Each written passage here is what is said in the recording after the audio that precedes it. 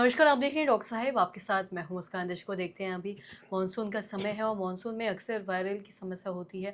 और ये भी देखा जाता है कि जब भी वायरल आता है तो अगर घर में किसी एक को फीवर हो तो बाकी सदस्य को भी हो जाता है। ऐसे में क्या करना है, लोग समझ नहीं पाते। आज इसी पे हम तमाम जानकारी लेंगे और ये जानने के लिए आज हमारे साथ मौजूद है बिहार की जानी मानी जनरल फिजिशियन डॉक्टर दिवाकर तेजस्वी सर। नमस्कार, बहुत बहुत जी, स्वागत है बहुत आपका। धन्यवाद आपका। सर, हम देखते हैं जब भी वायरल की बात अगर हम करते हैं तो मानसून में वायरल अक्सर लोगों में होता है और एक घर में किसी एक को फीवर हो जाए, कुछ हो जाए तो सभी को हो जाता है। मैं आपसे जी। जानना चाहूँगी ऐसा क्यों होता है और ऐसे में क्या करना चाहिए?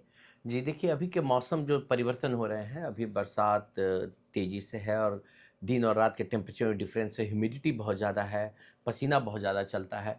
ऐसी स्थिति में जो फ्लू वायरस होते हैं और इस तरह के वायरसेस एक्टिवेटेड रहते हैं और ये जब एक्टिव होते हैं, तो रेस्पिरेटरी इन्फेक्शन इन लोग कराते हैं और ये वायरस के कारण से किसी एक व्यक्ति को फ्लू, इन्फ्लुएंजा फ़ीवर अगर होती है, जिसमें कि नाक से पानी आना, आँखों से पानी आना, सर्दी होना, जुकाम होना, खाँसी होना, फ़ीवर होना, देह हाथ में दर्द होना, भूख का कम लगना, ये जब होने लगता है एक फ़ीवर तो क्या होता है कि ड्रॉपलेट इन्फेक्शन से जो छींकने और खाँसने रेस्पिरेटरी ड्रॉपलेट जाते हैं और वो एक से दूसरे में बहुत तेज़ी से संक्रमित करते हैं।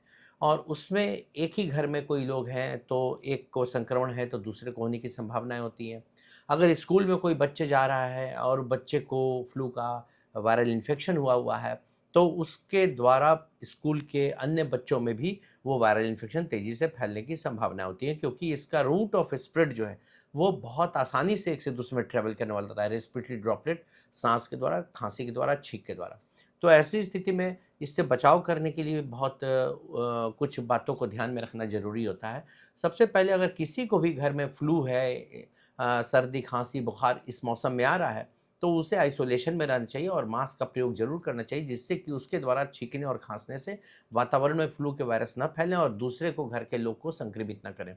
दूसरी चीज़ है, जितने भी वयोवृद्ध घर में हैं, जिन्हें किडनी की प्रॉब्लम है या डायबिटीज़ है या किन्हीं अन्य कैंसर की ट्रीटमेंट चल रही है, इम्यूनोसप्रेशन ट्रीटमेंट चल रही है, किडनी ट्रांसप्लांट हुआ है, वैसे लोगों को और ज़्यादा सावधान रहने की आवश्यकता है और ये रिकमेंडेड होता है कि बच्चों को और ऐसे स्पेशली बुजुर्गों को जो कि कोमॉर्बिड कंडीशन वाले लोग हैं, उनको फ्लू वायरस के अगेंस्ट जो इन्फ्लुएंजा वायरस के अगेंस्ट जो वैक्सीन है, वो ज़रूर से पड़ जाए और साथ ही साथ खान-पान पर भी कुछ ध्यान रखना आवश्यक होता है। जी। और साथ ही हम बच्चों में भी देखते हैं कि बच्चों में अक्सर ये हो वायरल का अगर समस्या की बात करें तो बच्चों को भी बुखार अक्सर देखा जाता है। बुखार, सर्दी, फीवर ये हो जाए तो ऐसे में क्या करें?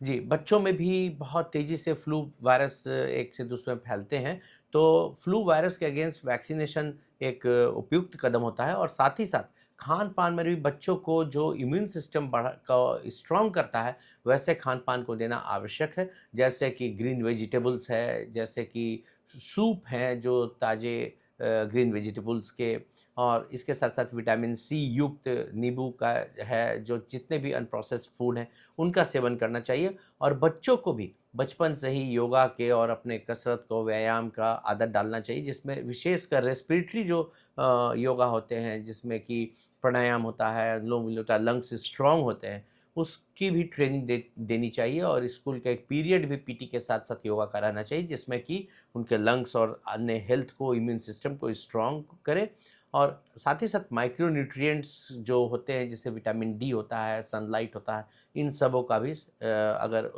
डिफ़िशियंसी है तो उसका सप्लीमेंट लेना चाहिए।